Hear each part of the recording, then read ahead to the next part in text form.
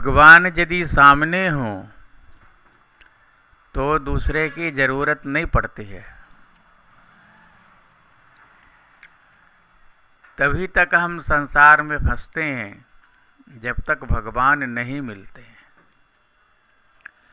भगवान के मिलते ही संसार का सारा ताना बाना छिन्न भिन्न हो जाता है।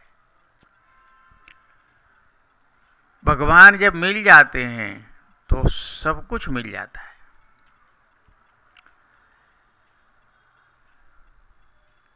कोई भी संसार की ऐसी वस्तु नहीं है जो भगवान के मिलने पर न मिले।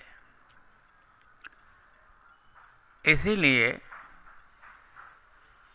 बहुत से संत लोग, बहुत से भक्त लोग संसार के पीछे न भाग करके भगवान को पाने के लिए पूरे मनोयोग से यत्न करते हैं। हम सभी लोग भगवान को पूर्ण पुरुषोत्तम या पूर्ण परमात्मा कहते हैं।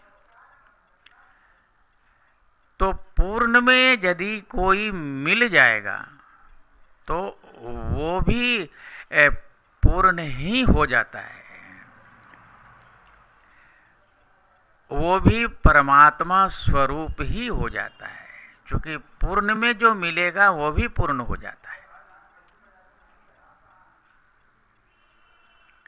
फिर उसका अलग अस्तित्व नहीं रहता है। दोनों एक हो जाते हैं।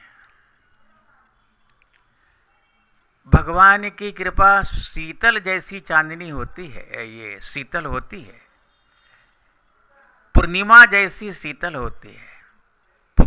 पूर्णिमा की जो चांदनी होती है चंद्रमा की, वैसी शीतल मानी जाती है। और यदि ऐसी कृपा भगवान की मिल जाए तो कौन ऐसा जीव है, कौन ऐसा भक्त है जो निहाल न हो जाए, जो मालामाल न हो जाए। आप इस संसार को देख रहे हैं। यहाँ कुबेर के पास भी जितना धन है, उतना भी धन यदि किसी के पास हो जाए तो भी वो क्षणभंगुर ही कहा जाता है। लेकिन भजन का ऐसा धन है कि वो जन्म दर जन्म बढ़ते रहता है। उसका कभी अंत होता ही नहीं है। भक्ति बीज बिनसै नहीं, जुग जाए अनंत। इसका कभी अंत नहीं होता है।